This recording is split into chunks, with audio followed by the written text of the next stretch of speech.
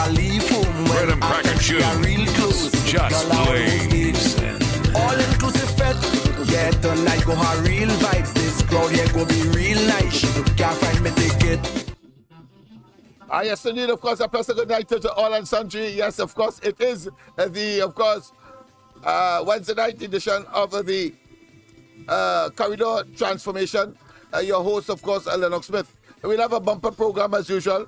Of course, we will discuss in detail, as we did last night and the night before, this the so-called crime plan costing $100 million, and what are the realities that one can expect in the rollout of this money scarce, but yet still they can find the scenario, according, of course, to Dr. Rowley, and based on the experiences that a person like myself would have had, been intrinsically involved in, of course, prophylactic crime initiatives on the basis of the community seeing the problem, and because, of course, it's a community problem, it's what I consider to be a family problem, an individual problem.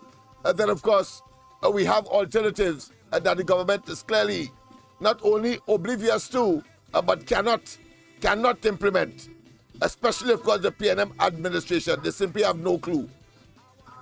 So it's just a matter of time.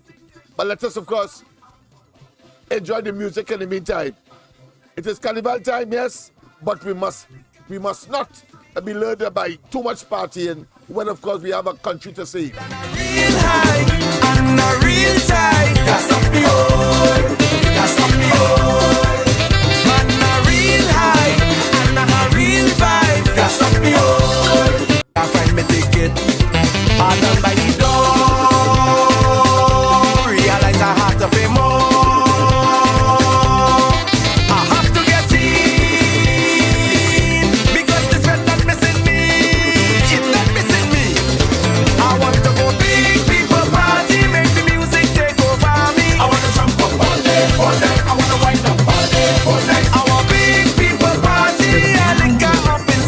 And the Trinidad and Tobago Police Service reporting 30 murders already for the first 19 days of 2024.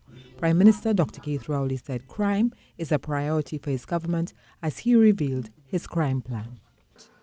In those communities that you will see named in the very near future, I will instruct the Minister of Finance to identify immediately $100 million to go inside those communities and do what is not being done, because criminals in there have taken control of those streets and those houses and are making it difficult for government services to go in there and give some people an opportunity for a decent life. Dr. Rowley shared the details. The money that we'll make available, as I'm platitudinous, cacophonous, and ambulatory verbalization. A man that is clearly desperate and has run out, absolutely devoid, exhausted all options, myopic as we have seen the policies and programs of this administration to be, but more significantly, another opportunity and another exercise of more of the same. More of the same, because it is clear from persons who are esoteric, people who are in the know, who have been in the vineyards, who have been on the ground. After all, the only person in Trinidad and Tobago in an environment or in a community that has the higher than national average murders, higher than national average school dropouts, higher than national average youth or young girl pregnancy, higher than national average truancy, higher than national average single parent female families, have higher than national average delinquency and violence, higher than national average gangs, higher than national average borderlines, higher than national average persons who are least likely to perform well academically because of their general circumstance and of course not to be outdone, and of course must be mentioned, higher than national average, not just unemployment, but poverty in an urban environment that is in close proximity to the seat of power and the main administrative center and commercial center of Trinidad and Tobago. I am talking about, of course, the Laventil and environs, East Port of Spain, and of course the city of which I speak is Port of Spain itself, the administrative and of course commercial as well as a political and administrative center of Trinidad and Tobago, Port of Spain. And because we are situated on the outskirts, because we can clearly be defined as, of course, a urban community, community residing on the fringes, on the eastern side of Port of Spain, we must, of course, understand and aware, of course, the problem of antisocial behavior exists in a rapaciousness, in a speed, and in a amount that is not just troubling, but also unacceptable. And for Rowley to now have some kind of epiphany, some kind of eureka moment, some kind of sudden burst of brilliance, where on a platform, when he recognizes that nobody in San Juan are clapping to his nonsense and his platitudes and his, of course, irrelevance, he then comes up, of course, with $100 million and hoping that it will gain traction so that he has the narrative ascendancy. Well, he has lost again. He has lost again, as he have lost, of course, in Tobago, as he have lost, of course, in Sangre Grande, that regional corporation, yes, lost. He has, of course, lost because he was totally reduced in 2020, went in, of course, with 23 seats and came out with 22 seats in that general elections. He has lost because he lost, of course, the by-election in Arima.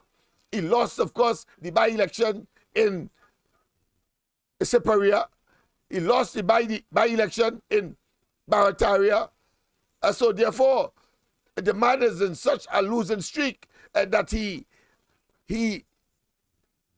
has conspicuously refused to comment on that fact. You know, when Kamala Prasad Bisesa had her streak, he was quick to talk and, of course,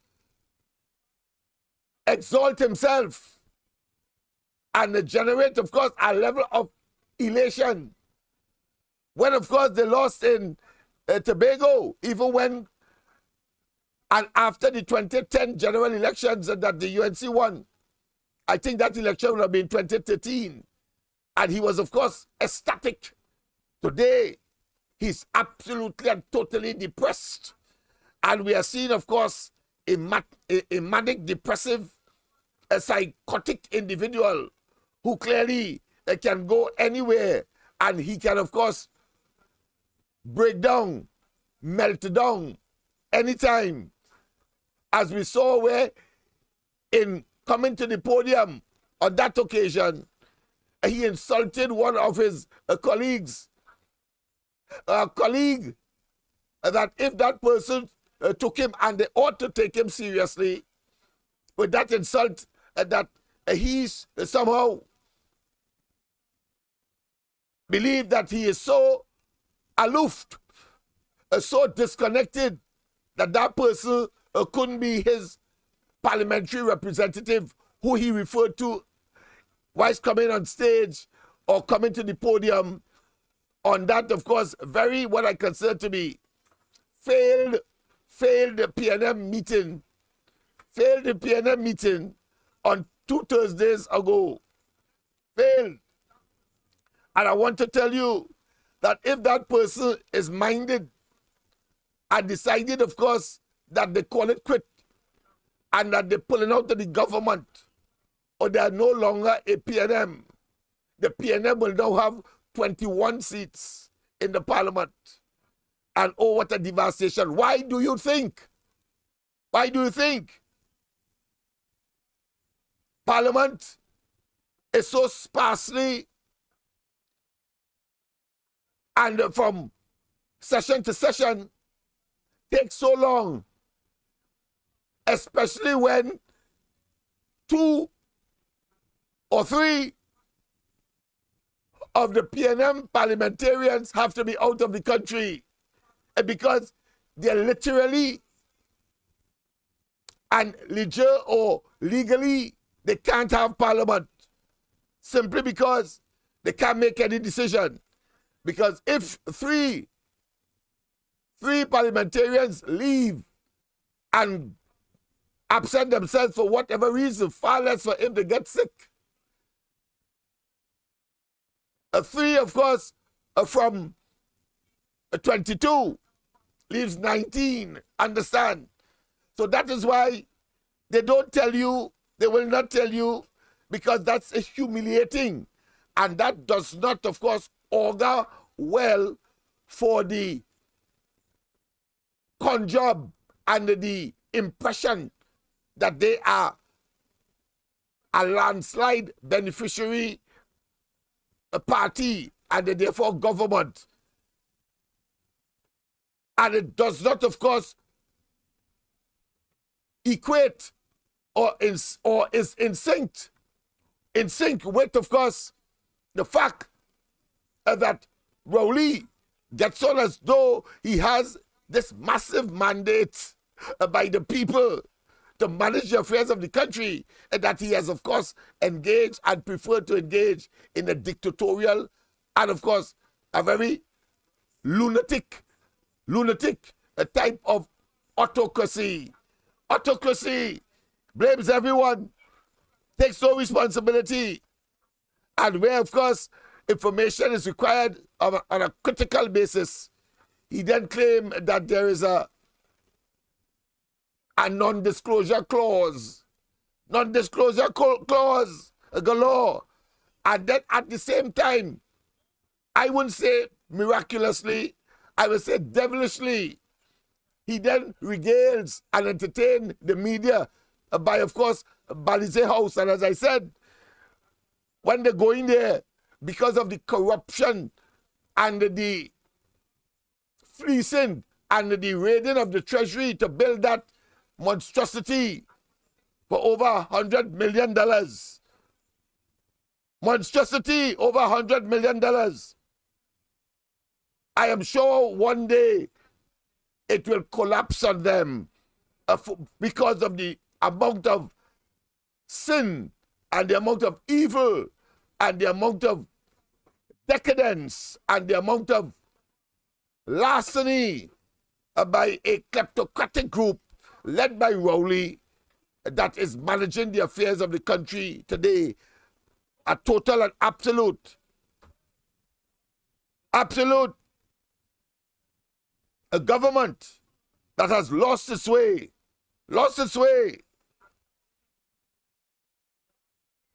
Yes, has lost its way. And so I thought it was important, of course, to begin tonight in that way. A pleasant good night to all and sundry, East, West, North, South, Central, of Friends and Tobago, and wherever you are streaming on the World Wide Web. A pleasant good day to you. Don't forget, of course, you can call us at 337-6940, 337-6940, and of course, call Annie at 336-6594, 336-6594, if you want to advertise here, or you want to advertise on 104.7 across the various programs, and of course, programming schedules that the station has. In other words, you don't necessarily have to want to have your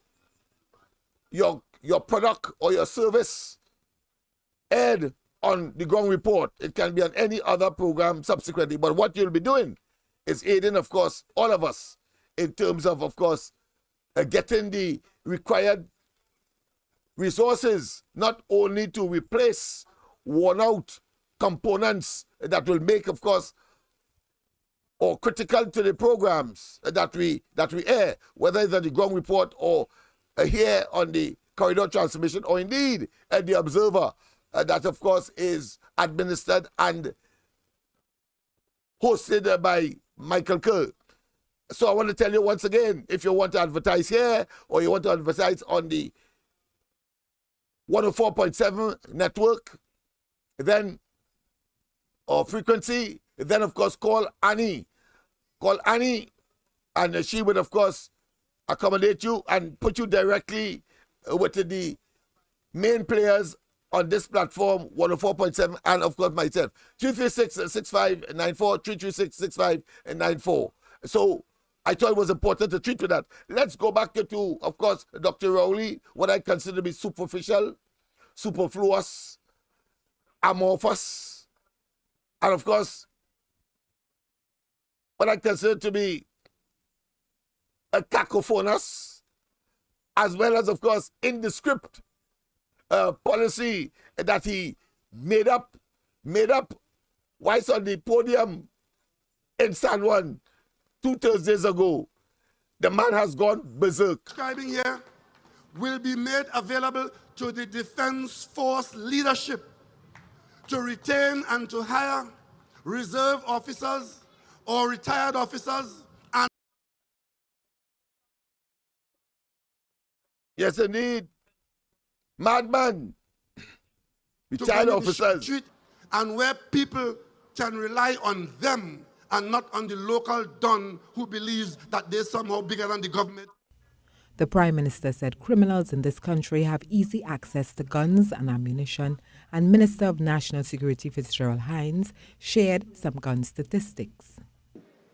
In 2019, I think COVID slowed down a little bit, 2,720, but in 2020, ladies and gentlemen, 64,553.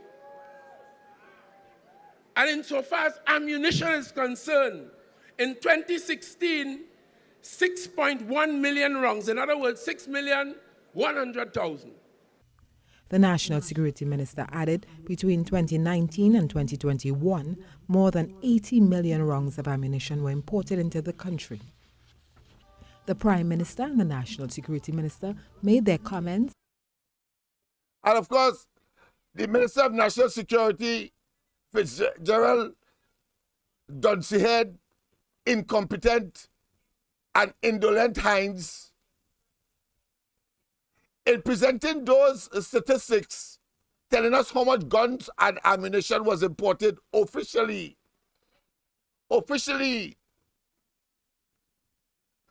for you to, the way how he has expressed it, for you to conclude, he's directing your mind, using, of course, what is popularly called reverse psychology, but he's not even good with that. He's a total charlatan. He failed with that too. Because if you are talking about all those arms and ammunition that has come into the country, that was issued officially, that was sanctioned officially, what the hell you're talking about? Because I would have expected that if you're saying and suggesting, as he attempted for you to do, because they believe that they have thrown enough mud, they're slinging enough mud onto the wall of Gary Griffith, that you and I so damn stupid, that's how they feel, that we are so damn stupid, that when he quotes those huge statistics of arms and ammunition coming into the country, that we are going to assume that is the psychological aspect of it, where they have failed. And we have a duty and responsibility to disabuse and to call them out for who they are, a bunch of con men, and attempting, of course, to say things because it is easy to say, because they have a huge orifice. In the case of Hines, of course, he could play easily bite to bite with an alligator and a competition with such an alligator and win. That is to tell you the level of, and when he has to say Stoops, his mouth is so damn long that when he's saying Stoops, he had to say Stoops. You know what I say? I say when Hines had to say Stoops without length amount, he says Stoops and has to say Stoops. He can't say one Stoops. Understand that? But the point I am making is to, of course, castigate and to malign and to, if that becomes necessary, and to tell them to get the hands, you blasted Satans, and of course, deceivers, because when you talk and you reveal those statistics, trying to suggest that somehow that contributes to the preference, as he said, of guns to kill people. They can't even check how much so far for this year already, and we are in the first month of the year, January. Far less, of course, for last year. They're still checking how much murders. They're afraid to say, they're afraid to go on a podium and identify, which, of course, on 3 occasions, graduatingly, the highest amount of murders. Highest amount of murders ever under any government. I say any government, including Manning, because by the time Rowley took over the government of Trinidad and Tobago in 2015, the highest amount of murders was 537. You have gone past that, close to 600 and counting. But Hines, pretended to be some kind of a psychological, what I consider to be nincompoop. I cannot say guru. I cannot use the same words with a man like that. Intelligent. I cannot say with a man like that who is so coarse, who is so destructively and abuse the English language, and just as his boss Rowley has a very limited vocabulary.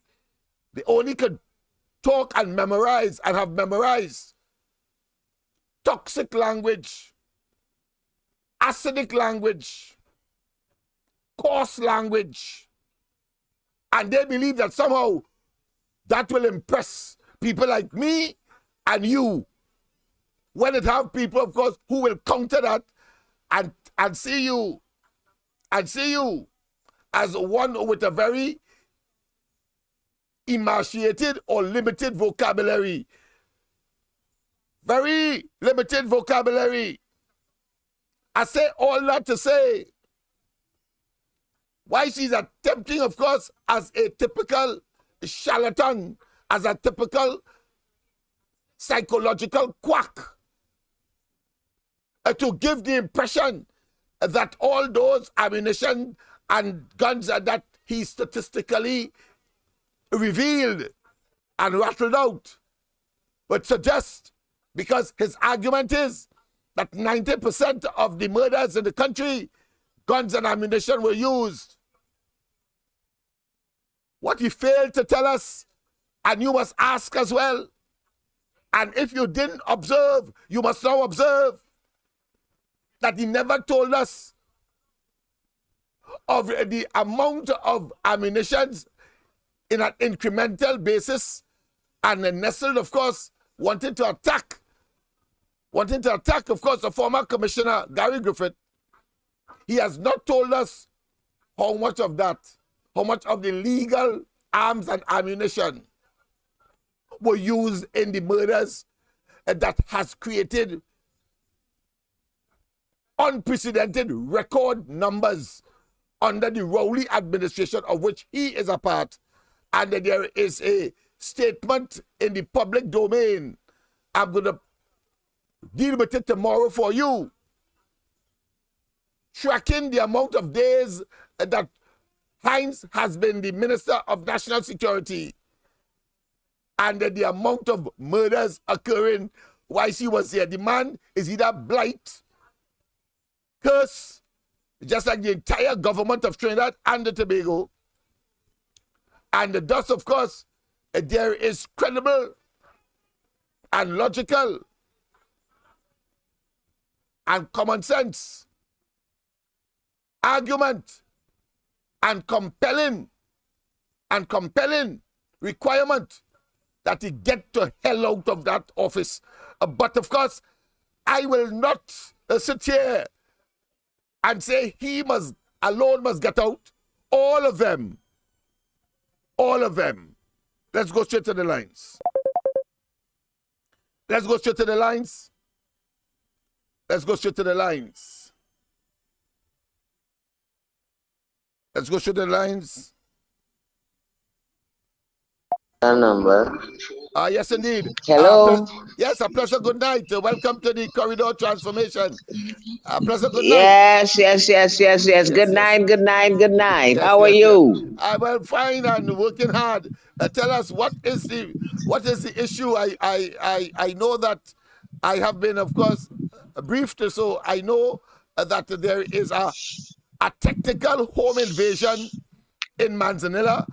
Could you share with the national and the international audience your predicament as a senior citizen in this country and what you have to go through at this point in time by, I won't say unscrupulous, but conmen and criminals that are identifying vulnerable areas to abscond with people's property? But I will say no more.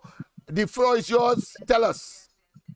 You see, my brother died a few years ago, and my brother left a house for his family in Manzanilla, and I was the executor of that will. Yes. And my niece, his children all live in America. I went I processed the will and whatever, and I got the deed for my niece. And when I went up to Manzanilla, a fella by the name of Darian Daniel went and he occupied the house, took over the house, and said that this is his house. So I had to go to the police station and do all that kind of stuff. And then we ended up in the Manzanilla court. This man keeps saying that this is his house. He never owned the house. He had a connection with the real estate agent because my brother was sick and he was trying to maybe sell the house. But he never bought the house according to the real estate agent. He never paid a cent for it. But you see, and when I took him to court, I decided that I will have to take this man. I went to the Manzanilla court. I went to the police station. The police station, the people there gave him the authority to go into the house and all that sort of thing. But anyway, we went to the high court. We are in the high court right now. And we have been there for 2 years. He has a lawyer. Can you imagine a person trying to steal a person's house and they have a lawyer? And we have been there for more than 2 years, and this lawyer keep putting it, this just keep putting it off, putting it off. I had to get a handwriting expert to show that the signatures that he brought, that saying that he gave my brother money and my brother signed for it. I had to do all that sort of thing. My niece has the deed. The deed is in my niece's name as the executive of the will. I made sure that we went through the process, and the deed is my niece's deed. He has no deed. The man went up there, he took the house, he renovated it while we are in court. While we have been in court, and he threatened me, tell me to get off his so-and-so property when I went to him. This is an East Indian man. And yes, I become paranoid because black people, my brother is a black man. My brother worked hard. I watched him build that house in Manzanilla with his 401k from the United States for his children. He thought that his son was going to be a professional swimmer, and he built it by Manzanilla Beach so the boy could have access to water. It didn't turn out that way, but it was still built by him. And this man has been occupying this house since then. We cannot get a judge. The judge cannot be in the high court. The judge cannot say that this is what decision she's going to make. The Wow. man has a lawyer. He's living in the house Let me ask next you door to something. this. Let me ask you something. How did he get into the house in the first place? All right, we understand that he got information through the real estate agent, and he got wind of the fact that the owner of the house had died. Am I correct there? Yes, yes. How did he get into the house? Because I mean, the keys He went to the are police. in your possession and all of that. What transpired? Go ahead. He went to the police and told the police Yeah. that this man had died. Right. And he had he had a copy of my brother's deed Right. and took it to the police, and the police let him in there. Wow. I went to the police. Did they have keys? They broke open to the place, or they had keys? That they break open the place. They break open the place? I have the keys. Wow. I have the keys up to now for the house. I haven't been able to, although we have the deed, I haven't been able to hand it over to my niece properly. Because the man break down the walls, he fixed it however he wanted, and he did the same thing to the man next door to my brother property, Roy Halsford. He stole his land too, he tied over, and he did whatever he wanted to do with it, and have this thing going on with a big luxurious thing. His name is Darian Daniels. The man is a legal thief. He is a thief. Question to you. You know where he lives, where he operates from, and what is he saying in court in order for the court to listen to him? Because I mean, the court will let's face it, will have listened to both sides. They have a duty so to do, but the evidence must be so overwhelming that inevitably a decision will be made in one favor or another. What is he saying in court? He has not been into the court himself. I see. His lawyer is requesting things. His lawyer is requesting my brother's signature to send to a handwriting expert, which I have done, because he said that he gave my brother $400,000. We have to go and prove to the banks that there is no money deposited to my brother. We looked at the document, we sent it to a handwriting expert. The handwriting expert said it is not my brother's signature.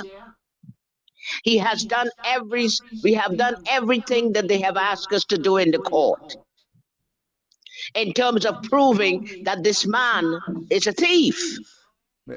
And So this man is allowed to do what he has to do, steal people legally and get a lawyer in this country. He has done it illegally, but attempted to legalize it by utilizing the courts. That is what is coming out to me. That's right. The court becomes a joke. Yeah, the court is a joke. So now the other man next to my brother's property also have him in a high court. Oh, I see. Roy Halsford, right, an attorney. So this man is a professional thief. Yeah, he's a criminal. He's a miscreant. He's a kleptocrat. And he tried to. I am telling you, he tries to take advantage of all African people. All right, good. Thinking that we're stupid and we're going to die. Right. He thinks that we're going to die. But we're still here. Yeah. I don't know what is prolonging this case. Well, the judge says that she is going to make a decision. The man, when I was always of the understanding that when a case is in process, that nobody should change the structure of the house. Right, yes, because this man painted it over. I have picture with him pointing his finger at me and cussing me. He changed the whole structure. This Darian Daniels, he's a professional thief. Yes, And what indeed. Yes, must we do? What should we do? What should we do? This is the question. We have been waiting for 2 years. It's question my to brother's you. children. I watched my brother build that house. My So, brother was not a thief. He question used to his you. 401k to build Yeah. that house. Did you take the matter to the commissioner of police, the police complaints Oh, authority? listen, What are I they sent saying? a letter to the commissioner of police at the time. It was Gary Griffith. They never responded. Okay. I never received a response. I have a copy of the letter that I sent to him. All right. I never received a response. Explaining to him what the police told me, that the police had no other evidence, and I don't know what the police promised him, but the police promised him something, and he promised the police something, and he never. I sent him the letter from the real estate agent saying that the man never gave them any money. I sent a whole package to him, All and right. he never responded. And the man's But, still in the house, well, I'll tell you and this. we in the courthouse. Yes, but I'll tell you what, we will deal with that tomorrow as well on the ground report, because we are getting a number of cases like that that are coming to the fore. And I saw in, I think, yesterday's newspapers where the Law Association is complaining of the amount of property fraud. Property fraud. I took note of that. And tomorrow night, of course. I saw it too. Right. So I tomorrow saw night. it too, and Go ahead. Tomorrow night, we go will ahead. talk again tomorrow night. We'll talk again tomorrow night because I want to get the information so I could put it up so everybody could see, because we have to be careful. It doesn't matter who. The fact is that whether it's Indian, African, or anybody else, that ought not to happen in this country. And the vulnerable, such as senior citizens, cannot be taken advantage of by the hard work that they would have put in to get their property and their material possession in order to live comfortable. And then, of course, they suddenly are dispossessed by miscreants and criminals. Do you agree with that? And he has a lawyer representing him. And you have lawyers, of course, that has no moral, but we will attack the lawyer as well to find out what is happening to get to the bottom of this. So tomorrow night we Yes. return, and tomorrow Yes. morning we will Yes. discuss this matter again on the ground report, Yes. because it has to be All highlighted. right. All right? Yes. Have a wonderful Yes. rest Thank of the you night. very much. Yes, God Thank bless. you very much. Yes, You have bye-bye. a great night. Yes. Bye. So, people, that is what we have existing in Trinidad and Tobago.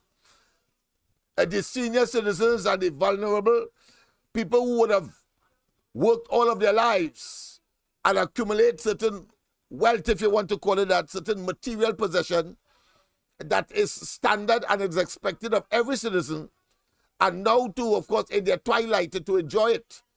Whether they wanted to, of course, sell it or they wanted to keep it, the fact of the matter is it is theirs, and therefore no one should deprive them, should have the audacity to deprive them and then go to court still, and the court seem to be entertaining. But I understand the position of the court, but we have to be very careful. President, good night. Welcome to the corridor. Good night, good night, Lennox. Good I'm night not to going you. to talk too long. Yeah, I'm not going to talk too long on the phone. And Okay. I'm not going to say anything negatively, but, But that woman who just called, oh my God, that is so common in this country. My uncle is going through the same situation, and his case is also in the High Court. With his All right. wife dying. Yes, he's got a piece of property in Launch Park, and it's on John Street. It's worth millions. It's a vacant lot. There's nothing in there. The property has been sold like twice by Wow. people who came with fraudulent deeds, and it all went through registration and everything. So if something like that could happen, just and my uncle lives abroad, by the way. His wife lives abroad too. But they had somebody taking care of the property, mowing the lawn and everything. And somebody, the land was sold twice. So he cannot do anything. His hands are tied, and he's in his 90s. Wow. And so, yeah. And so, and also it's kind of their fault because they should have had all of their paperwork done. They should have moved faster because in this country, if you have one lot of land somewhere and you leave for a week, somebody will take that lot of land because, and they'll claim adverse possession. They'll put a shack up there and it's their property. And it's very, In very your case, common. in that case, is there any indication that it is adverse possession, or is simply a case of You know, falsification, fraud, that you is know, the yeah, concern it's now of fraud. many in the legal profession? Go ahead. Well, these people who took the land, they didn't occupy it. There was no occupancy. It was There's no just money occupancy, right? changing So, hands, so it and cannot be adverse possession. yeah. It's pure fraud. No, I said, well, yeah, well, I'm saying in this country, anybody can take your land for a week and say they had adverse possession. They put a shack up there, you know what I mean? Say, yeah, been there 15 years, you know. But look, I wanna go back now to, and that is that what you're talking about, fraud and corruption is part of what's the problem is in this country, and that woman's frustration is correct. When the prime minister was speaking with his lumberjack shirt on, because he's an American lumberjack now. And he stood up on the podium and was talking about all these problems and he's going to resolve it. And then you hear Minister Hines coming up now and saying what that in a few years ago the guns were coming in was 2,000, but a year later it's 64,000. I think in 2022 the what is it, the Strategic Services Agency or something like that. They said the guns that were coming in were 12,000 illegal guns coming in the country at that time. And I question those numbers because how are they counting those guns? Are they counting the guns that they're actually collecting and they're counting each shot of, are they calling it rounds of ammunition? Because you could, when you're spraying bullets, you're spraying like how many seconds those bullets pass through, you know? But we have to talk about what is causing this crime problem and why do we have this problem. And one of the problem I think is because of organized crime. You got organized crimes with realtors who collude and they are criminals. You've got organized crimes with lawyers. You've got organized crimes with drug dealers, gangs. That is part of the problem. Then you got corruption. You have politicians who take bribes. You've got people working in the ministry who take bribes in the borders, and they accept those bribes. And that's part of the problem. The other part of the problem, Lennox, is the border. It's so porous. We have shipments and shipments of drugs coming in those go fast boats. They drop it off, they go fast on the ocean, and they keep moving. And those boats are pretty much manufactured here, believe it or not. And then it's just the crime situation too. Now, because of all the guns coming in and you added the corruption compounded with the political corruption, you've got now homicide rates going up. Now you have people shooting each other because now we've got now this major shipment for drugs and drugs is on the street. Gangs are taking drugs. You've got now they want work to prepare to create the appearance that they're legitimate, they're community leaders, but they're gangs. These are organized criminals. I feel like now with all of this, we're going to see a homicide boom, right? We're seeing it now every day. You're reading in the newspaper how many young people getting shot, drive-by shooting. They're just driving by and shooting people. People lining 1 o'clock in the morning. They're gonna spray you down. So we are at a situation now where even living safely in your home is impacted by what is happening with all of this corruption and all of this neglect by a government that fails to lead and protect its citizens. And we are vulnerable because we are very rich in oil and natural gas and other resources that are getting exploited. And nobody's talking about those things. And we're suffering. You have people who go abroad, they have their property here, family left it, and all of a sudden they come back to a place they trust and they grew up in, and parents suffered here and worked hard, and they can't even get their property because look at the corruption taking place. So you see, this whole digital thing that they're talking about and scanners and all that nonsense is still using carbon paper. Everybody writing with carbon paper. And lawyers still using those long legal forms with legal word jargon that means nonsense to me. No simple English. As Americans, simple English. So I make this comment because we need to kind of think logically now. I don't care how the prime minister talks and what he says and how buffoon he looks. The fact is he's a failure. What that woman talks about, I can tell you it's freaking real. It's real. So that was my comment, Lennox. Great Thank show you as very much. usual. Thanks. Thank you very much. It is clear. It is clear because I can tell you, why you see, I have extended the issue across the what is considered to be the ethnic divide. I know that there were Africans that were falsifying deeds, particularly in the East where there are open lands. And whether it was, of course, private or freehold land, as they like to call it, lease land, as in the case of the government and state and connected to state lands, or lands that were allocated to families because of their farming specialization across the board. I know that. But what has been distressing to me, and I am looking into it now, is that I came up by sheer serendipity, by sheer accident,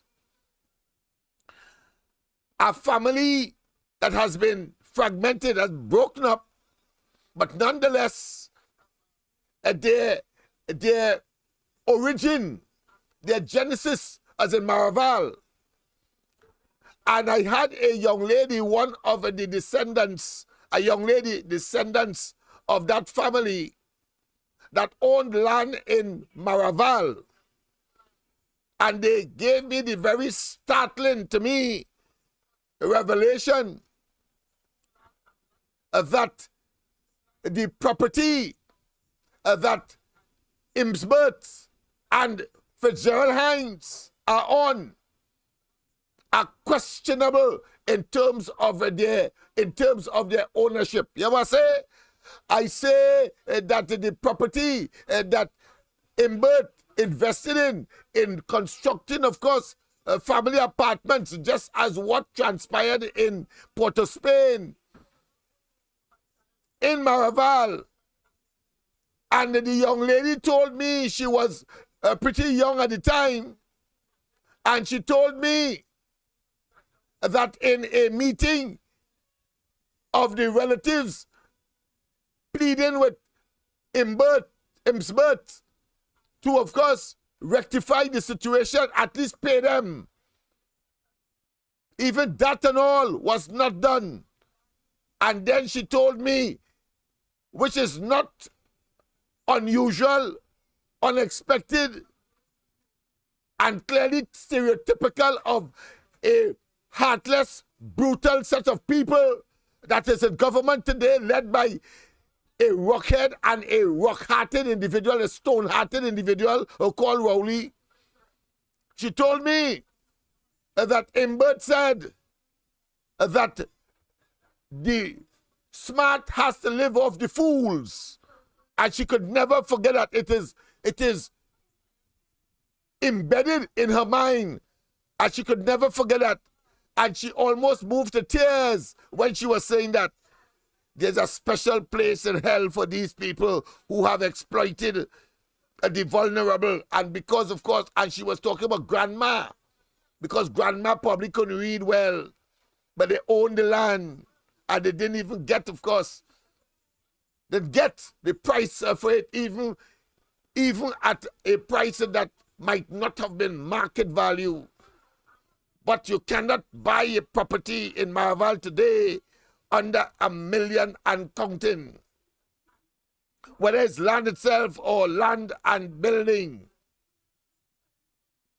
So this government clearly, and Rowley has, of course, amalgamated, brought together a bunch of miscreants. No, I am saying this because it was told to me, and I am going to, of course, get to the bottom of it.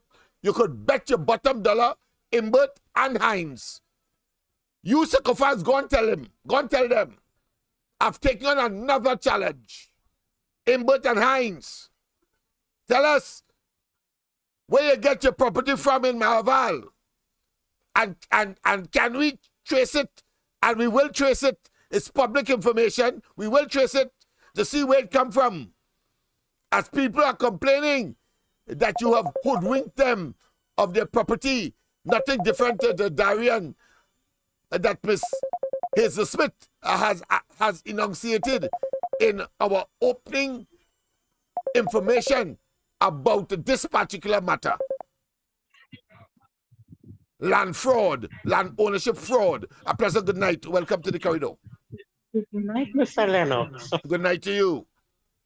Miss Valsin, you see that woman we called before Miss Madras Road Yes. about the property? I am going through the same thing. Wow. My husband have a company, right? Uh-huh. And only on the 9th of January gonna make him a year. And he was an employee in my husband company. An employee, you know, and my husband and the man throw me out the company and take my husband company, you know. After 54 years, I married a man. I get nothing from that company, you know. It still exists? It still I don't- exists? It still exists? The company exists. Okay. It's only the 9th January. My husband have a year since he dead. And my husband built a company from ground. All right. Well, And when I meet with you, when I that went give to the me... when that I give went me- to the company there, right? The man put me out of my own husband company, and he's an employee. He take everything from me. All right. That give me a reason to visit you now. So I'm going to visit you You soon. need Yeah, yeah, yeah. because you see certain things I need to talk private with you. I can't Of talk course, on of the course, air. of course. That's why I said what The I said. man gave me nothing. I thought, you know, when I said, Yeah. you know, if he run in the company, he would have given me like a percentage or whatever. Of course. The Whatever man put me out of whatever the the company. husband, yeah. And listen to me, the man only come 3 years to work there, you know, and my husband company, you need to know, you need Mr. Lennox, you need, because listen to me, we in pain, eh? We in pain, and that woman, we talk about she she brother taking manzanity. It is very painful. You think I want to stand up and see my husband build a legacy and somebody take it over? I can't step my foot in that company. Yeah, that's bad. I can't step my foot, and I'm married 54 years with him. But you see what happened? He was coming back this year from England to put everything place, but he did in 3 days' time. Yes, yes. Right? But he take me for are a aware of that weakness. historical fact, yes. He take me for a weakness, you know. Nothing that man don't give me. My office, my husband office have 15 staff. But he just come as a worker. My husband and make no paper. No paper was make. And you putting me at my I will husband call you office? tomorrow. I will call you tomorrow because I have a very hectic Mr. schedule Lennox, tomorrow. you have to help But I'll me. call You you. have to help I'll me. call you on Friday or Saturday. Saturday is all right as well. That is you could come and you could sit down and talk, and you know. Yeah, I'll call you first. All right. I'll call you Yes. first. Okay. We need Thank to you, get to the darling. bottom of these things. Yes. But there's plenty of things we can't talk on the air. Yeah, obviously. That's why I said Okay. I'll come. I get a Yes. real impetus to come there. Thank you very much. So you see, mouth open, Tory, jump out. Look how many people are experiencing that. I know of another case that I expect they will call tomorrow night in Sangre Grande. You wouldn't believe the level of advantage. And I have videos and the pictures of the demolishing the people's home. No regard to the sensitivity and the deprivation, and that human beings are entitled to shelter. They break down the house, take off the roof, break down the house, take out all the windows and the doors. A 3-person family, the youngest of which 10 years going to school. God don't like sin. God don't like evil. What is happening in Trinidad and Tobago?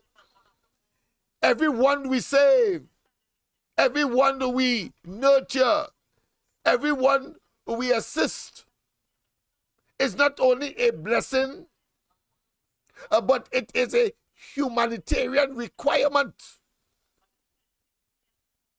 And those who have the ability and the capacity and the resources, you see them standing idly by and say, it's not my business. But like the Jews,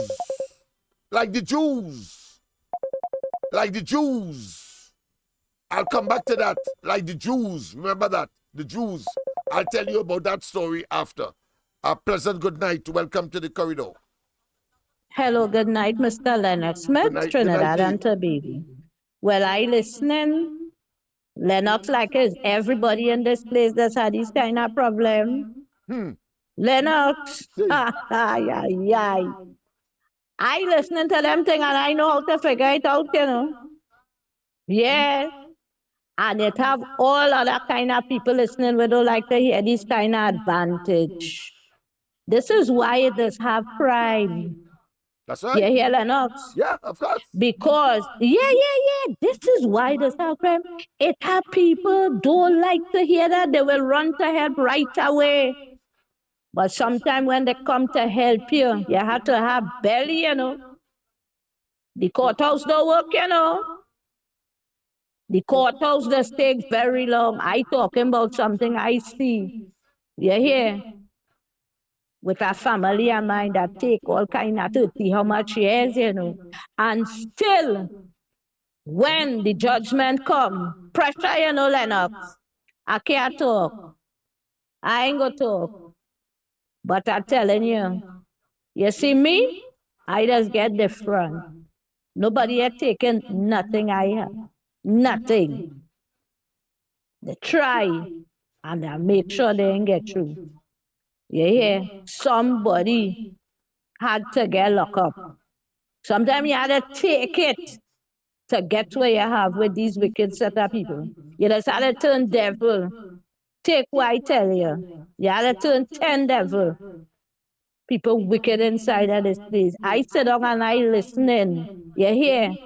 And it burning my heart to hear them kind of thing. Honest to God. Because I know the troubles. And I thank God that I get out and get through.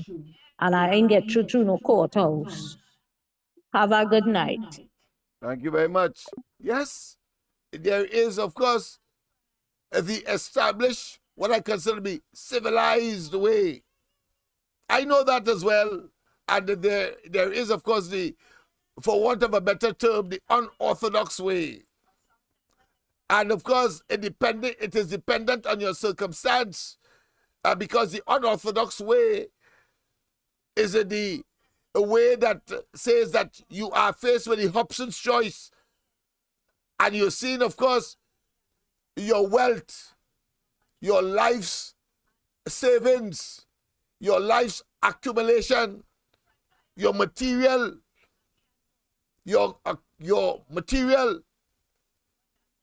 amalgamation over time, sacrifice, and cost to you expenditure to get someone to just see your thing and take it. It can, of course, bring all kinds of considerations. And I want to say, frankly, includes violence in order to, of course, rectify the situation and get justice. I know that. So I'm not going to waste time. But let me get back, of course, to the Jews. You see, you cannot, of course, sit down, as some people prefer to do, and you hear them on the live, and they're chatting as if everything is honky-dory. Whilst, of course, like Nero in the Roman days, the Roman, of course, leader, Rome burning, and he fiddling, and in a state of indecision on the individual and family and community level. We cannot afford indecision. Worse yet, and it is a cardinal sin if at the national and governmental and cabinet levels, including that of parliament and the judiciary, that there is indecision. And indecision comes in various forms.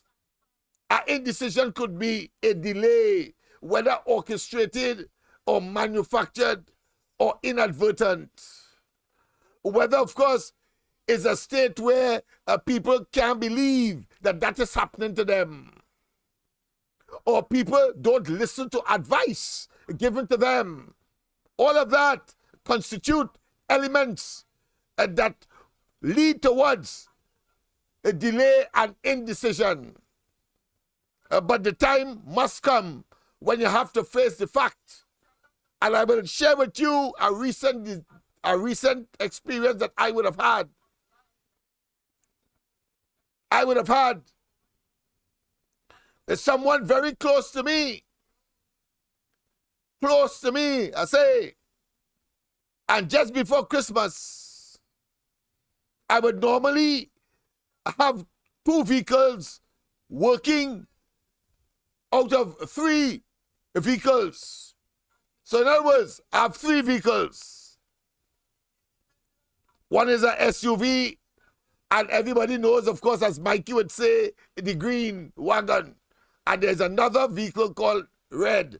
I mention it here because I don't think it's a security breach, because I do it because there's a security issue. I know that Rowley and them, having regard, of course, to what transpired with, of course, the Ocasipol, what occurred, of course, with the rocket inside the bash tank, and many people turning up, of course, either injured. And I was told some time ago that a hit was also placed on me. I don't talk. When I talk with authority and with a high degree of responsibility. Not like Rowley talking that somebody want to kill him just before the 2015 elections in Tobago, and it was totally a hoax. And then he himself, when Kamala Prasad Bisesa was faced with, of course, the scenario, the situation where there were, as she announced, persons were engaged in conspiring to kill her. Rowley was saying that is a hoax, but he owned is not a hoax. And now that we know him for who he is, we would know that he's a fellow will manufacture that. As he manufactured the emails, as he manufactured, of course, not closing down Petrotrin, as he manufactured, of course, a way out of the fake oil matter, and, of course, engaged in, of course, the subversion of the course of a criminal investigation. Yes. So those are facts. But in my case, as I said, someone close to me, 3 vehicles. It so happens that just before Christmas, the SUV had an engine problem, and I broke down near Claxton Bay. Yes, going to what? To collect hampers that I would normally do for, of course, for Christmas and for the indigent, just for the poor. That is what I do. And I had to get, of course, it cost me $1,000 to bring it back to, of course, my home, where it is parked now. But I'm left without a vehicle. No. But, of course, I had lent to that person that vehicle. As I said, someone close to me who I trusted. And I told them of my plight. And they told me they were bringing it for me. And guess what? 2 months passed. And they bring the vehicle. And they take Maxi for the first time to go up to different parts of the country to continue my work. And then, of course, just before I think the holiday, New Year's, I sent a blasted bailiff for my car. I sent a bailiff for my car. They then, of course, change the story now. But people take advantage. That's the point I'm making. But let's go straight to the lines. Pleasant good night. Welcome. Good night to you. Yes, indeed.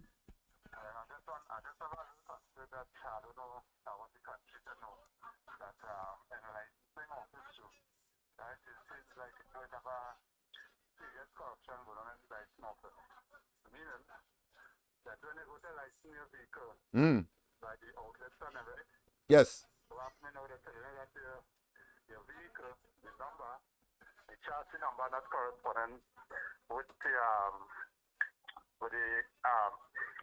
certificate that they give you for the vehicle, right? Yeah. So what you have to do now, you have to go down in licensing office in Caroni, and you have to go to rectify it now, and them now will issue you a new certificate for your vehicle, but you have to pay for it. Right. Okay. And my vehicle, I bought it new brand from Lifestyle Motor. Yes. The only thing I ever changed in that vehicle was oil, tire, and batteries. Right. 12 years now on the vehicle. You know the vehicle too. And I find it is really unjust that you know that when people go, they want to charge us on the road for not coming to inspect. And when people go to inspect, licensing office, when they're updating their numbers on them, they're tampering with people registration numbers on the vehicle, which is the chassis number. And then you now have to waste a whole day to go down to license office now, but for them to rectify that for you. And you have to pay. You lost in the work, you lost in, like them just don't care. Like it's just corruption and corruption and corruption never ending with this government, with the people that they have in office. And it's getting over there now. You're right. It's really getting over there. The guy buy my vehicle new brand, I tell you. If you check the certified copy, there's only one name on the certified copy, which is mine. The original owner, yes. Of course, you must have at least one, yes. For it to be a vehicle owned by someone, yes. And there's plenty of people that happen to how you want to be tampering with people numbers on the vehicle, and then all they want to chastise me because what I say now, they're giving us a paper in which wherever you go to license the vehicle. Yeah. You have 6 weeks to go to license office. Yeah. Otherwise, right? And that is all I have to say for now, Charlie. All right, thank you very much. Of course, I will ask my assistant to follow up. Annie, don't forget, of course, the people. If you are a business person, you want to start up your business. Of course, God knows that you need all the help that you could get in terms of course, making sure that your product is out there. Well, I am imploring, I am telling you that you have an advantage here. In that, of course, you can advertise on the corridor transformation, or you can do both. You can advertise on the 104.7, the most popular, station in Trinidad and Tobago, because of the commitment of persons such as Andy, Mikey, myself, of course, the Ground Report, and of course those programs that would come afterwards, including, of course, the best music in the country, and of course, and the offerings thereof. So I want to tell you, call Annie at, of course, the other number that you see on the screen. The one to call here is 337-6940, 337-6940, and the other number, call Annie for advertising, 336-6594, 336-6594. I'll tell you, you'll get a deal, a steal of a deal, in fact.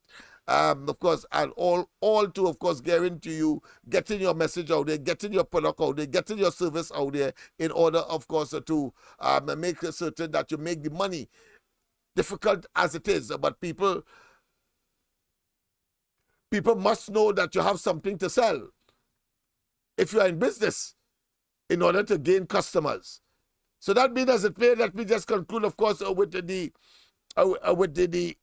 Israelis, who, of course, the Jews, to be more specific, we can't finish that, but let's go straight. Of course, I have to pause again because, of course, is our external correspondent who, of course, is calling to make her contribution. Of course, you know, is Miss Santa Cruz. Pleasant good night. Welcome to the corridor.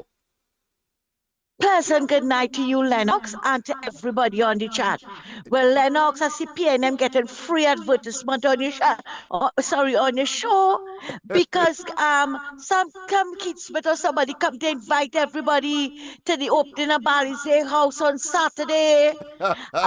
68 years of celebration, Lennox, but what he left out, and I included, was 68 years of massive corruption and bubble. That is what it is. And what Lennox, we're saying just We're saying Talk to me. he wants to invite us to an edifice that is mired in corruption. That's what we're saying. Well, I don't think the population will be that attracted to such a what I consider a monstrosity. But go ahead. That's Hotel California, Lennox, here now. But it's the refurbishing. You remember the old building that they were supposed to break down and they didn't do it. Yes. And they spent, I think, over 50 million to refurbish the building. 50 million, you know, Lennox. Oh, so the next side is because 100 plus the new building 50 can't then. finish yet. So it's 100 plus 50? Wow, 150 million now? Wow. Here now, this is the old building I'm talking about, Lennox. Yeah, I know, but I'm saying the new one, it looks as though that is 100 million now, because if that old one is 50 to refurbish, then the new one has to be about 100 million. So you have 100 plus 50, 150 and Lennox, now. Yes. And by the time they finish that building, it will be over 200 million. Because you see, they had to stop it. Yes, they had to stop it. They had to stop it. Yes. Right? But Lennox, you know what is ironical? They boasted about they have a building and UNC ain't have none. But we have to remind them they didn't have a building. Thanks to the Bermudez family gave them that building. They give them that building, and today, after 68 years, they're now fixing that building at taxpayers' expense. They can say what they want. Of course. That was done at taxpayers' expense, right? But I want to remind them, I am glad UNC don't have a building, right? Because we didn't want them to get a building under corruption like PNM. Under corruption. Let them work hard for the building. Let them rent until they could have their own building. Because having a building is not important. Fixing the country was important to the UNC. And if it is they wanted a building, they could have done just like the PNM when they were there for the 5 years. And make sure that they get a building. But you see, we saw where PNM priority was. To fix themselves, their friends and their families and their financiers. Hello? Yes. I'm here. Listen okay, attentively. Right. You don't have to keep checking, Lennox, because, oh God, last night was the worst with the internet. But I understand it was all over the country. Anyway. Yes. I just wanted to. Last night, you see that thing that you keep putting up with Patterson?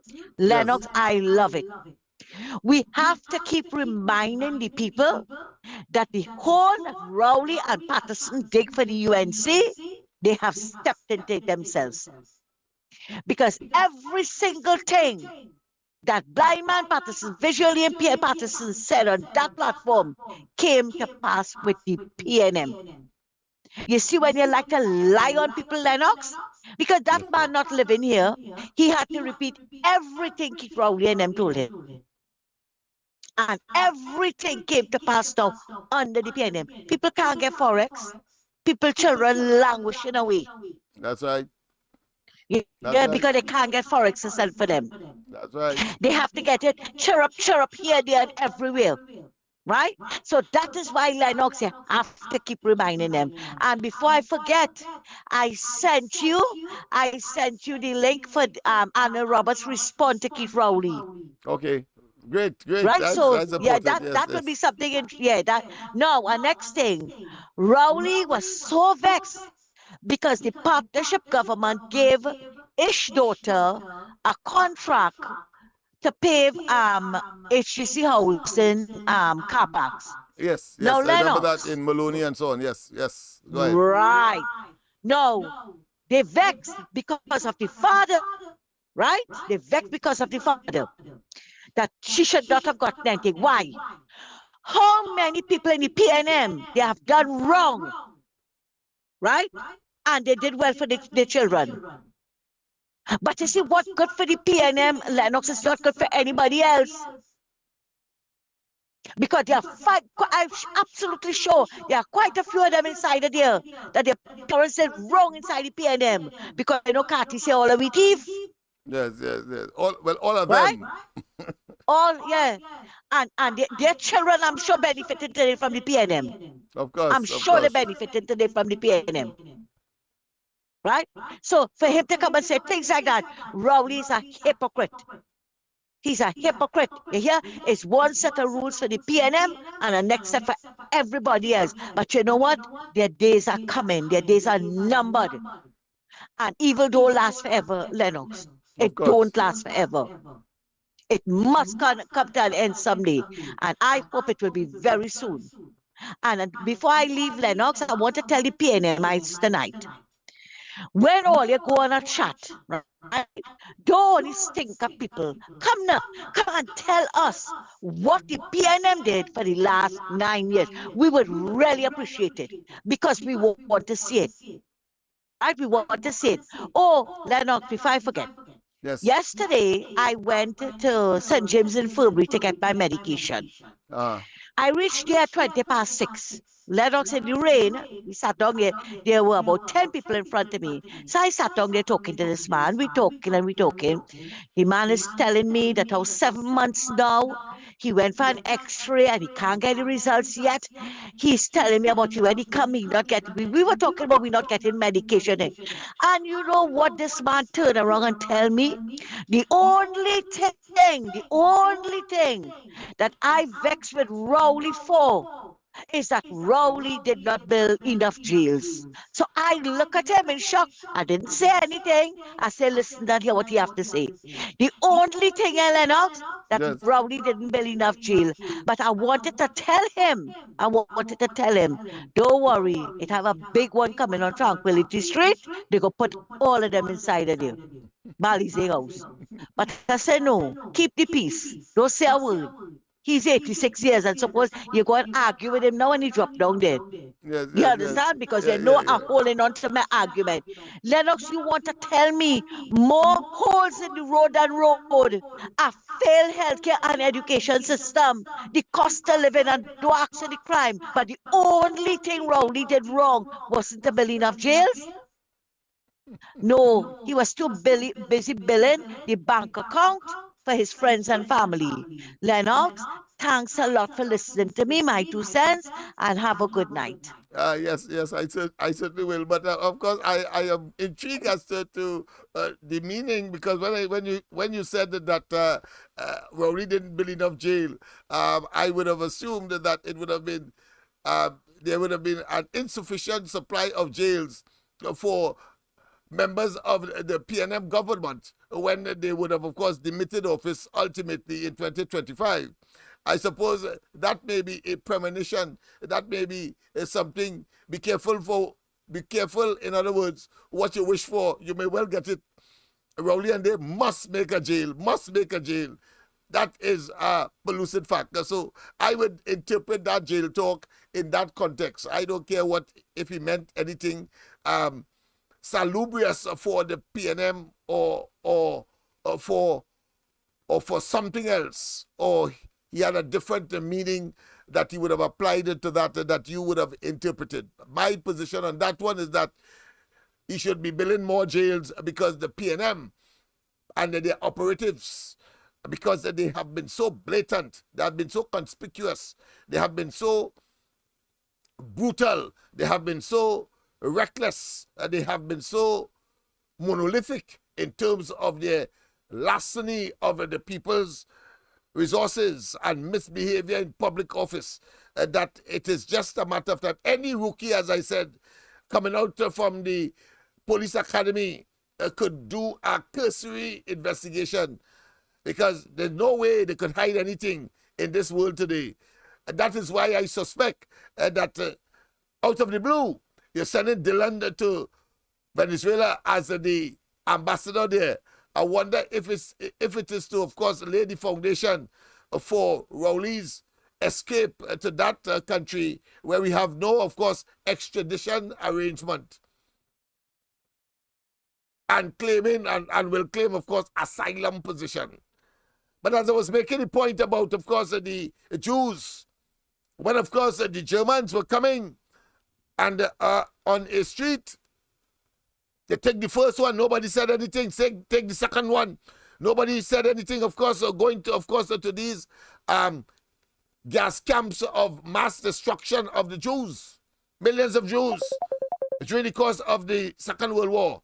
And then when the final one came, because he or she didn't say anything, and they take that person when there was no one to say, no one left to say, don't do it or talk out. That is why we have a duty and responsibility to talk out, and we will damn well talk out, irregardless. This is a democracy, and Rowley and they will not prevail the evil. A pleasant good night. Welcome to the corridor. Sir. Good night. Welcome to the corridor. Hold on a second. Welcome to the corridor. Hello, sir. Good night. How are you? I'm fine. And yourself? I'm good so far. I'm from Jamaica. Repeat that name. I am from Jamaica. I'm not. Oh, Jamaica. All right. Okay. Go ahead, Jamaican. Sir, I'm not gonna tell you my name. I want to remain anonymous. No problem. Okay. Sir, I live in Jamaica. But in this country that I live in is crime and violence and corruption. Woman being killed, woman being raped, woman being murdered, and all sorts of things. Woman being molested and kidnapped and all sorts of things. What type of world we are in? We are in a traumatized society though. We have a lot of trauma in this country. Yes. Yes, and the politicians cannot do anything about it. They don't know that we as poor people is suffering. They are looking down on us. The reason why they are looking down on us because they don't care about us. They don't know what we are going through. We are human beings and we have feelings. Yes, indeed. Yes, indeed. Yeah. But these politicians, they don't deserve to be a politician, and the prime minister in the country, he don't deserve to be a prime minister. He needs to pack his bag and go. He needs to step down as prime minister. Somebody else must take over for the next couple of years. But seriously though, in this country that we live in, we have the here, but we are not part in this country. We cannot have JLP and TNT alone. We did not part in this country. Mm-hmm. Yes, but when it's election time in the next 5 years again, people will say JLP is my party. JLP is my party and TNT is my party. Exactly. Those politics, in my opinion, politics really doesn't make any sense. It's a waste of time. Politicians are sick. Yes, indeed. I'm sick and tired of them with them foolishness. I hear you. So many things happen in this country all the time.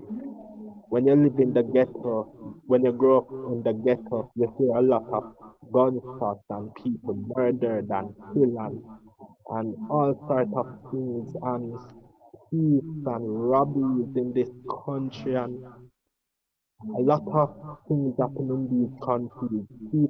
Thieves go into bank and steal people money, and women are being killed by men and abused by men. Men hit women and abuse them. Boy, what a world we are in. We are not in a perfect world. We won't stay normal forever. We won't stay normal forever. It's so sad. Really sad. God. All right. But the politicians cannot do anything about it. All they want people to do is to wait for him until next election time that people can vote for him. He wants people to wait until next election time to vote for him. God, why cannot he help the people? You don't understand what nobody is going through. He's looking down on people. Why? These politicians don't care about nobody but themselves. Yes. No doubt, my friend. No doubt. Yeah. Well, thank you very much. Thank you very much, Jamaica, for that intervention. And of course, call back anytime. We will always accommodate our, so let's say, CARICOM or Caribbean brothers and sisters. So thank you for your intervention. Thank you. Yes, you are from the Caribbean region, sir. Yes. Yes, indeed. Well, of course, that is Jamaica. But of course, very, very interesting. And it appears that things are happening by some kind of what I consider to be not just epiphany, not falling from the sky, but it appears to be, of course, what I consider to be heavenly intervention.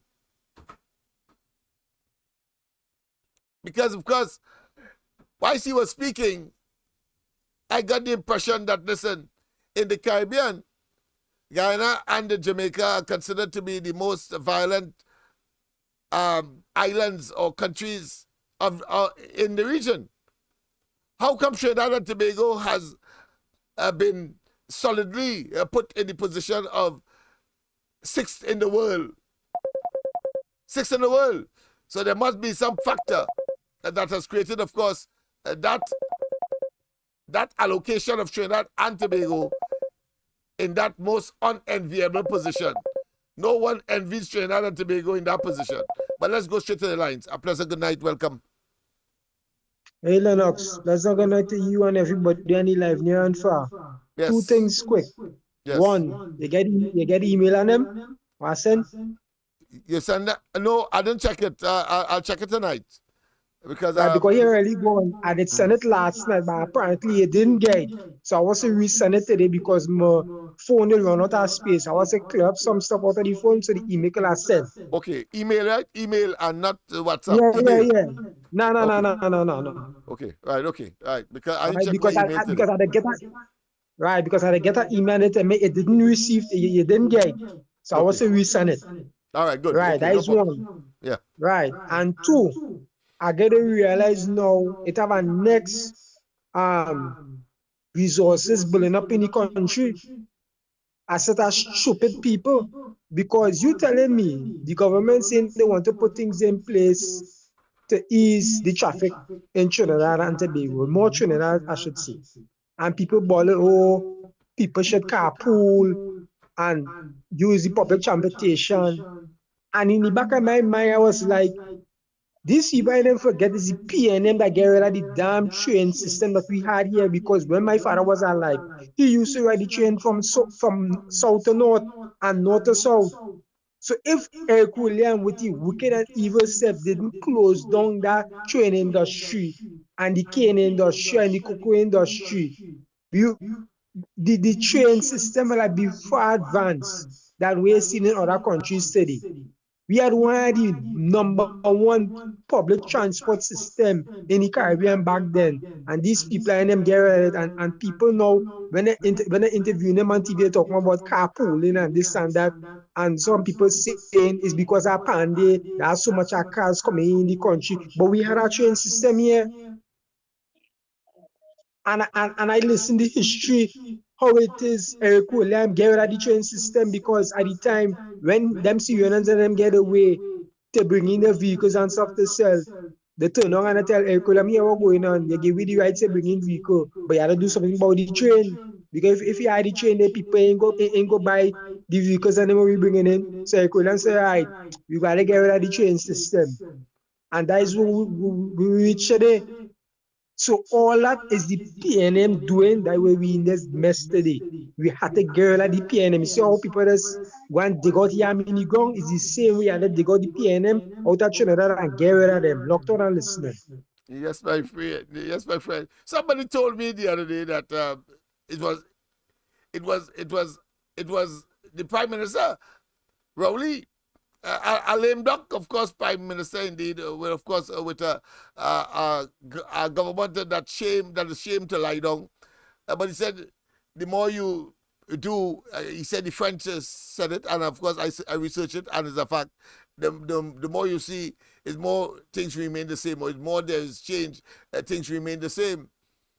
Well, in the case of the last caller's statement, it's clear that the thing has come full cycle, but to benefit those very elements that encourage the closure of the railroad some years ago. They're seeing, of course, the opportunity now to capitalize on a mass transport, a mass rail system. So they have turncoat at this point in time. But let's go to the lines. A pleasant good night. Hello, good night, Mr. Lennox. Valson here again. Good night to you. Just, I want you to put sense out of nonsense. If that Jamaican little boy, really had to be a young man, yes, could listen to we country, right? And know what's going on with country, what you could think again, and the Prime Minister gone away with his young girlfriend behind him, right? He walking in front and his girlfriend walking behind. But the fella talk right, this young fella from Jamaica. So they're listening to we, they know we country in a mess. That's right. They know we country in a mess. And look what he gone. And he gone away? And the Prime Minister gone away? I am not aware because yes, I gone that away. by Parliament. All right, okay. Parliament is in session. And his girlfriend with the handbag behind him, with the pampers. But listen to me, the Caribbean and the world is looking at me. And thank you, Mr. Jamaica, for paying attention to the country. Thank you as well. Yes, indeed. Well, of course, he did admonish and agree with what we have been saying on this program, that the politicians are disappointing. But of course, you have to deal with it by degrees, because at the end of the day, it's the politics that will determine all aspects of life. So therefore, we have to look at the greater good. And the greater good here is the choice of Kamala Persad-Bissessar under the UNC. Let's not waste time with that. And of course, any, should I say, configuration or combination that they will go into the 2025 elections with. Once we know for sure, the common devastation, the common thread to, of course, our demise as a nation, as gravitating towards, of course, a failed state, as a reckless, of course, group of individuals and wrecking the economy, is the PNM. And under this mafia don called Keith Christopher Rowley, a total miscreant, and I must say it every night, a total rapist and pedophile. I know you were waiting for that, a total rapist and pedophile. Yes, indeed. Put that in your pipe and smoke it to you sycophants and you apologists. That's the kind of beast in human form that you see as your leader. Well, birds of feather flock together. And damn all you. Damn all you. But evil will not and cannot prevail in Trinidad and Tobago. This is a democracy. The people will prevail. And the majority of the people are not only the voice of God, but of the voice, but of the voice of their own salvation and riddance of the PNM to the dustbin of political history, preferably. As a need, and as I was making the point by playing that particular video, that Wise Hines was telling us that 90% of the murders are guns.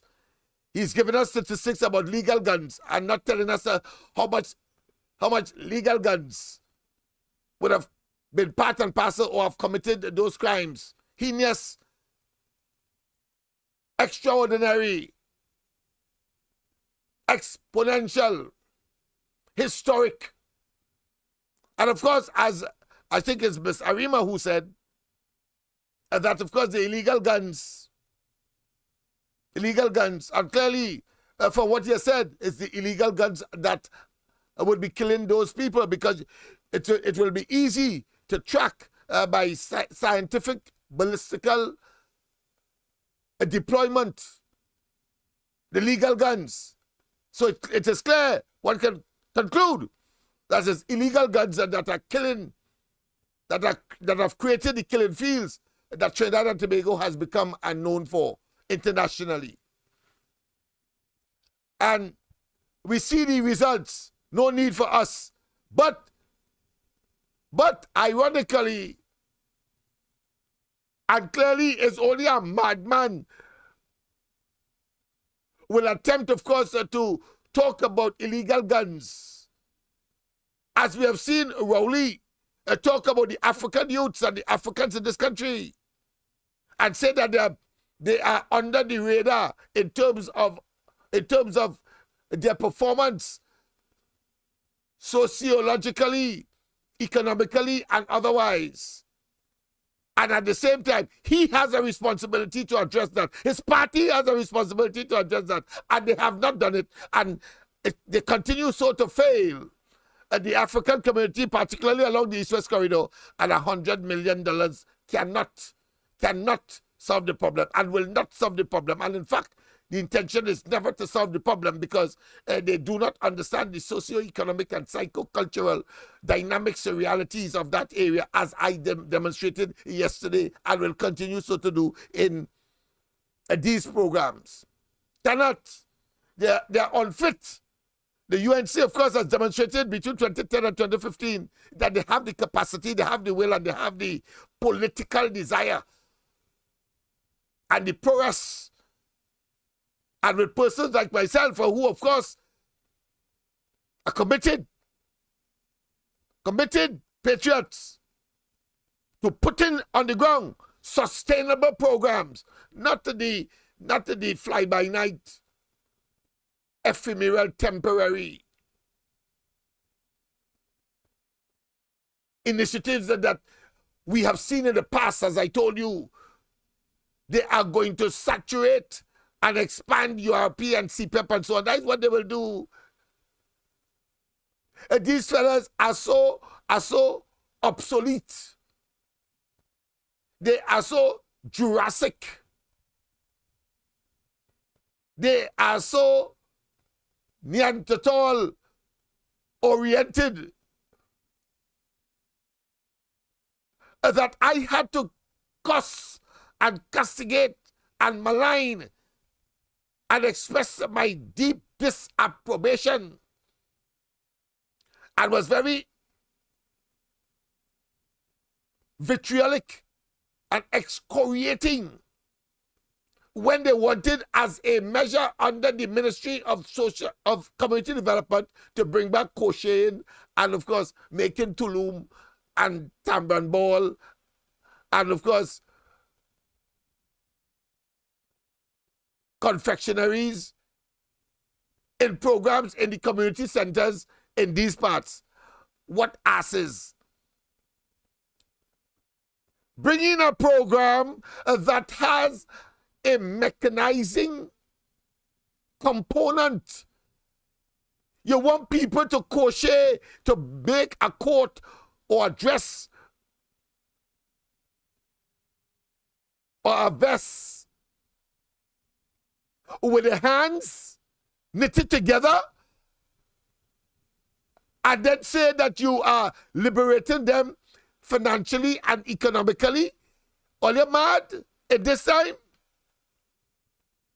You want people to go and buy sugar and buy tambran, roll it up together, etc., make tambran ball, and go by the wayside with some kind of small tray to sell?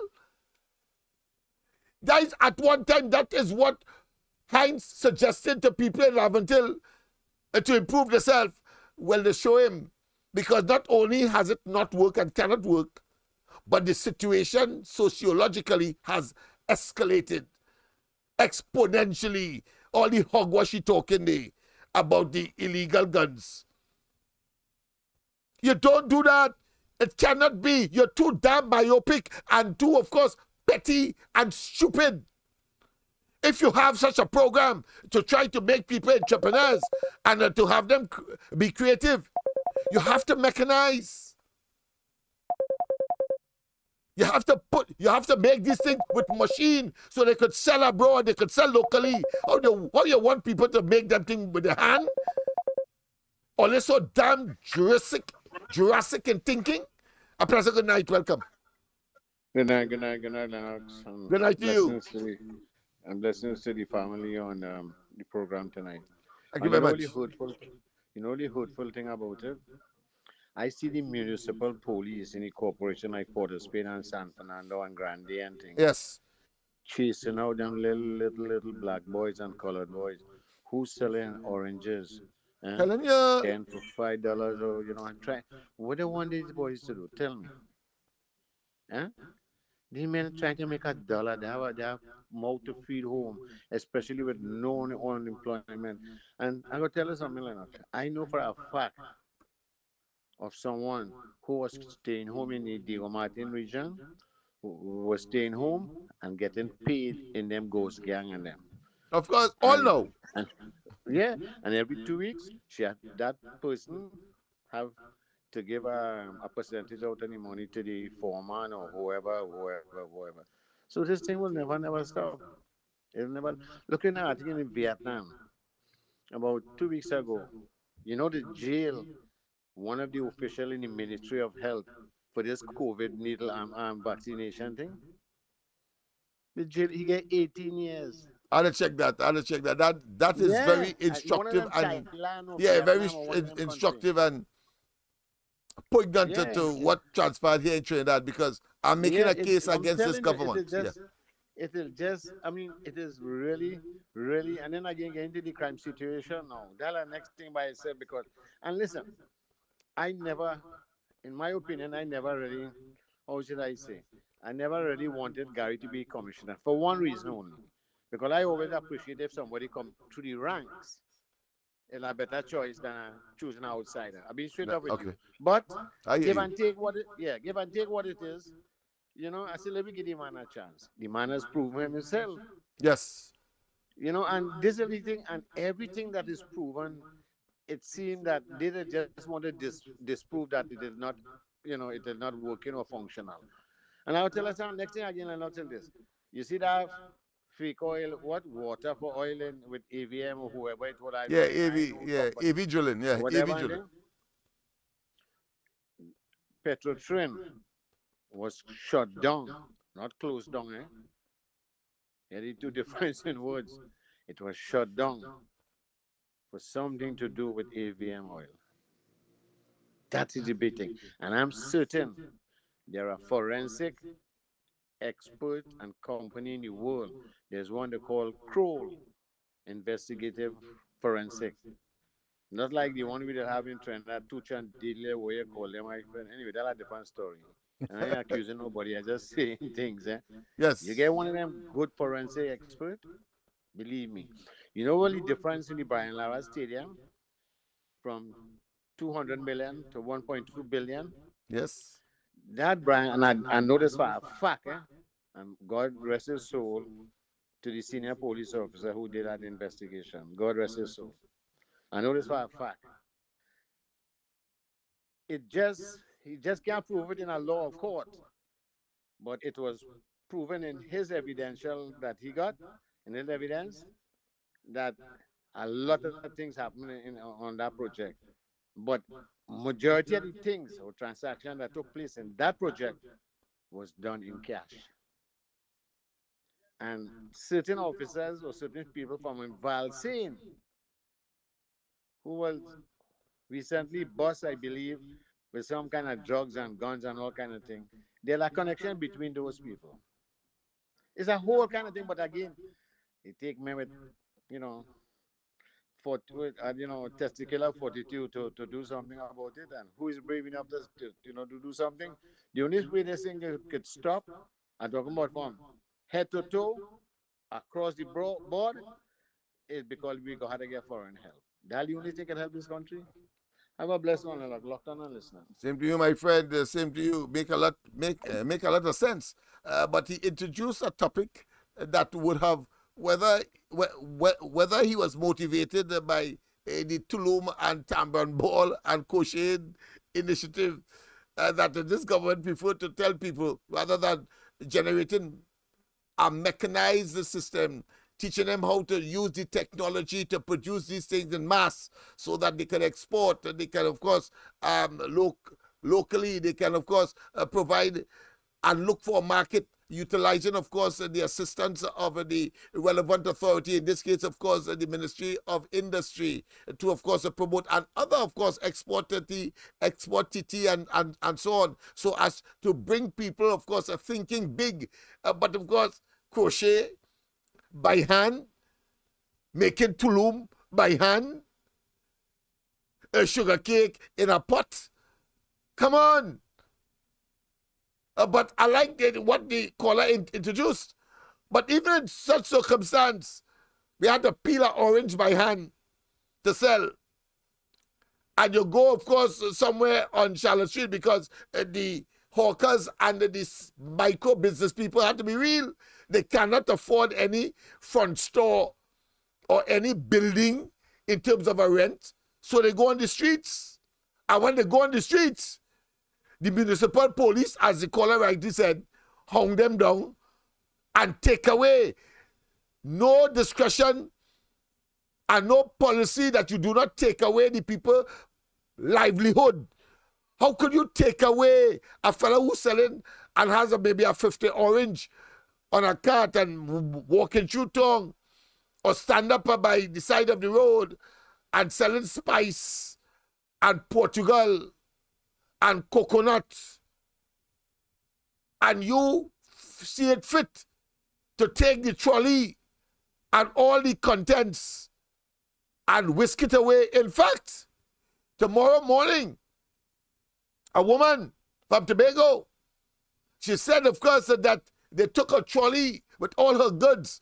She gave a number, I can't remember, I think it's about $2,000 or $3,000 in goods.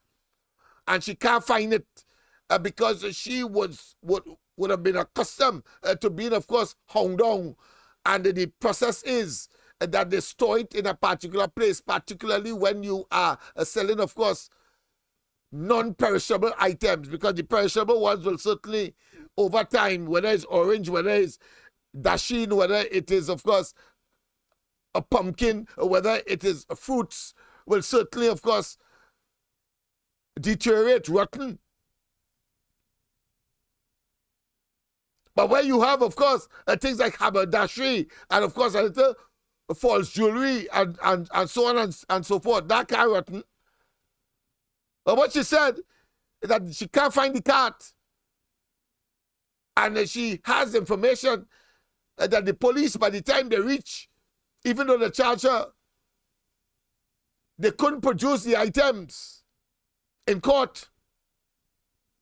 And even though the case finished, she can't find the items. Even though it would normally be, of course, stored near the central market, near, of course, Silots. That is what we have. That is what we have. A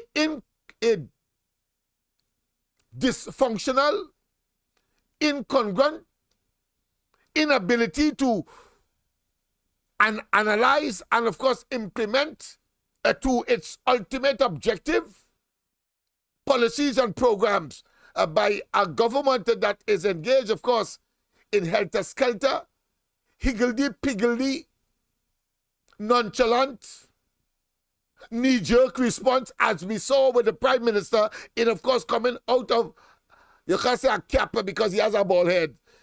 So out of the blues, $100 million just so on a podium, because he's confronted by people who fail to clap. So he wants a clap.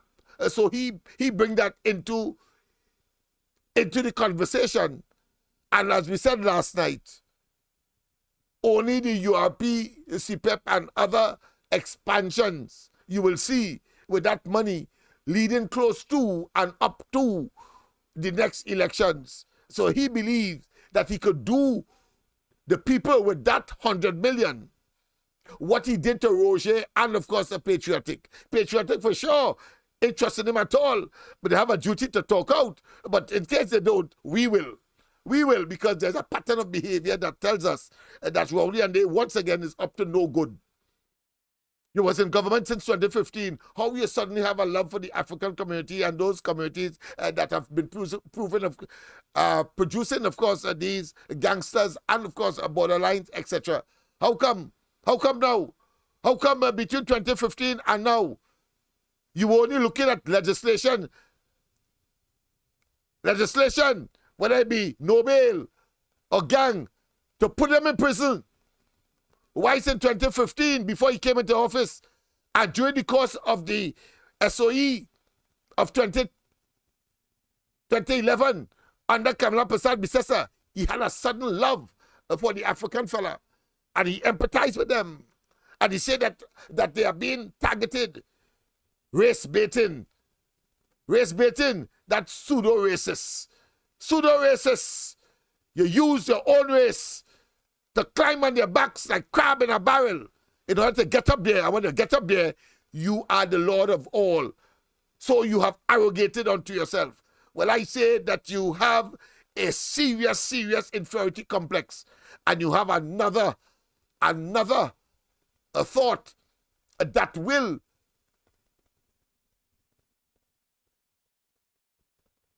be out there that you will have to consider as the people reject, deny, expunge, and expel, and have you people imploding and exploding. A bunch of opportunistic political parasites. Yes, indeed, people. So that is the situation there. We have started on time.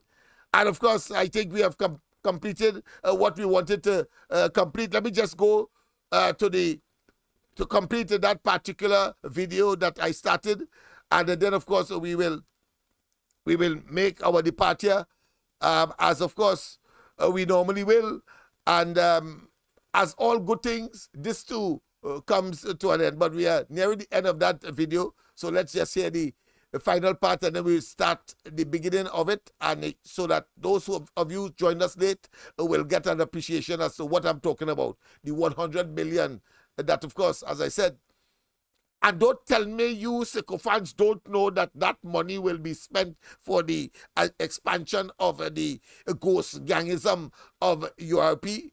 And don't tell me that if you could, I'm giving you a challenge, if you could show me one gang on the road in the community that says URP,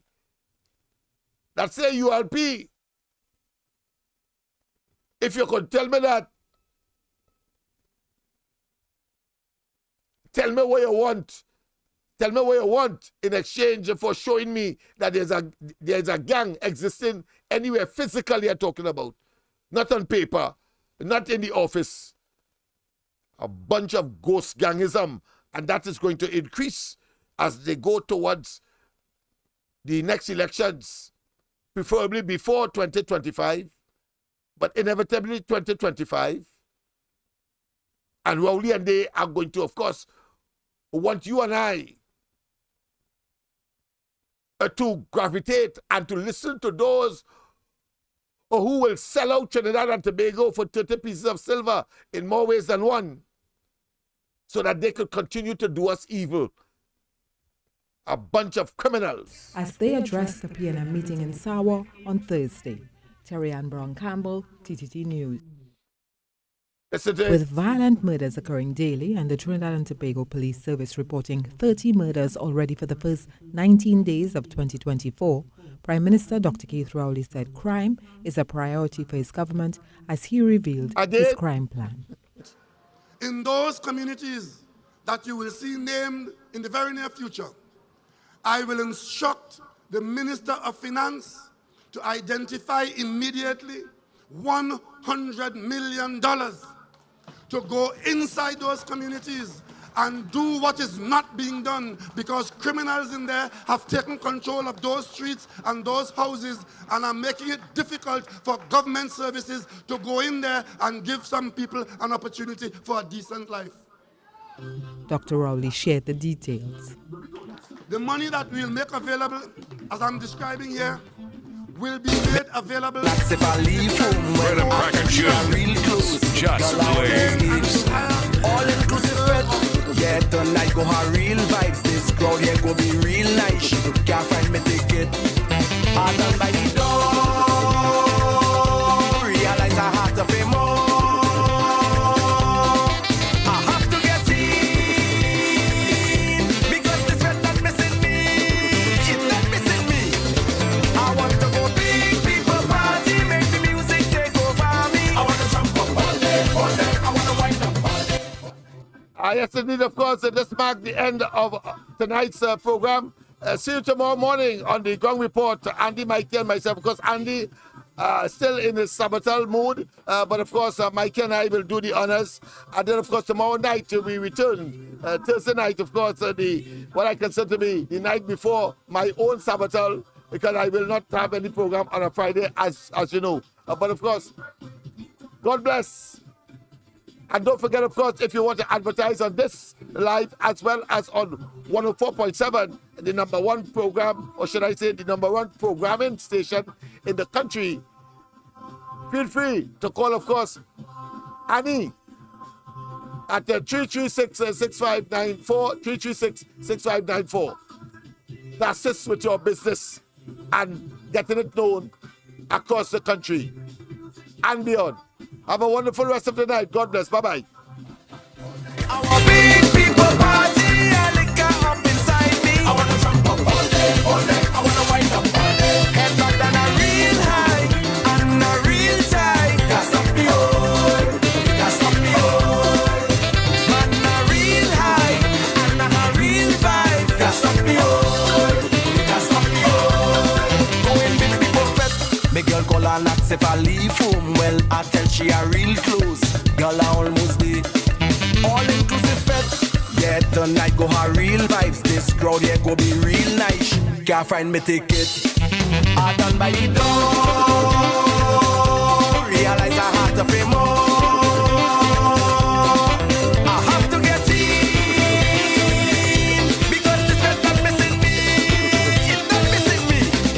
I want to go big people party, make the music take over me. I want to jump up all day. I want to wind up all day. I want big people party, a liquor up inside me. I want to jump up all day. I want to wind up all day. Head back down a real high and a real tight. Can't stop me all. Can't stop me all. Man, a real high and a real vibe. Can't stop me all. Can't stop me all.